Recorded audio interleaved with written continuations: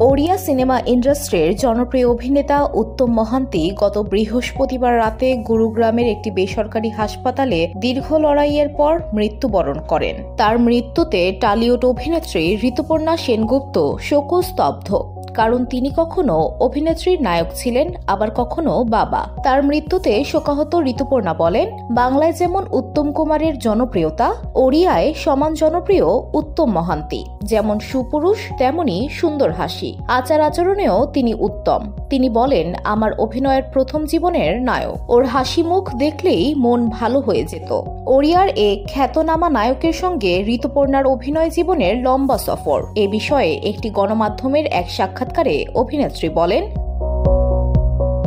5টি ছবিতে সম্ভবত আমরা অভিনয় করেছিলাম। ওর জন্মস্থান বাড়িপদায় আমরা কত নাচের দৃশ্যের শুটিং করেছি। এত হিট সিনেমার নায়ক ছিলেন তিনি, কিন্তু কি মিষ্টি ব্যবহার। আমাকে উল্টে রাখতেন সুইট মেয়ে বলে। ঋতুপর্ণা তখন সদ্য অভিনয় দুনিয়ায় এসেছেন। উত্তম তাকে দেখে খুব খুশি হয়েছিলেন। সেটে বাকিদের বলেছিলেন, এত ছোট্ট মিষ্টি মেয়েটাকে। তারপর থেকে ওই বিশেষ নামে সম্বোধন করেন। তিনি বলেন, উত্তম যেমন অনেক বাংলা ছবিতে অভিনয় করেছেন, তেমনি আমিও ওর কয়েকটি ওড়িয়া ছবির নায়িকা। কিছু সিনেমায় আমাদের সঙ্গে মহাশ্বেতা দিয়েও অভিনয় করেছিলেন। সেটে সবাই মিলে খুবই মজা করতাম। পরে পরিচালক স্বপন সাহার একটি সিনেমায় তিনি নায়িকার বাবা। নায়িকা তখন লেক মার্কেটে থাকেন। বাংলা ছবিতে অভিনয়ের সময় উত্তম মহান্তি লেক মার্কেটের এক গেস্ট হাউসে প্রায়ই থাকতেন।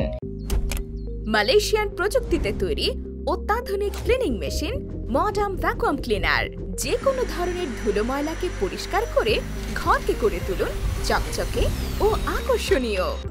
Modem, brand of luxury.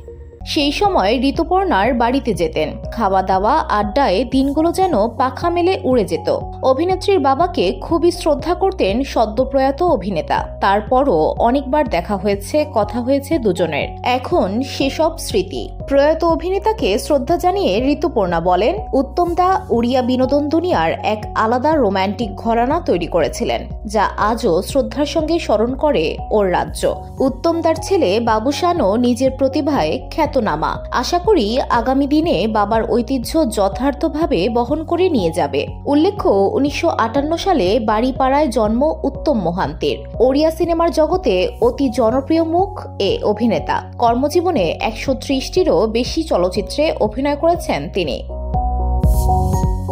1977 সালে সিনে দুনিয়ায় পথ চলা শুরু হয় তার সাধু মেহের পরিচালিত অভিমান ছবি দিয়ে। কয়েক দশকের ক্যারিয়ারে ওড়িয়ার পাশাপাশি বাংলা সিনেমাতেও নজর কাড়েন।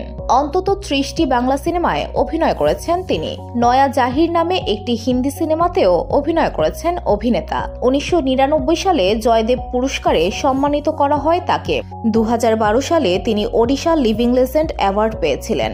ওড়িয়া সিনেমায় তার অবদানের জন্য একাধিকবার ওড়িশা রাজ্য চলচ্চিত্র পুরস্কার পান অভিনেতা। VOD Bangla news desk.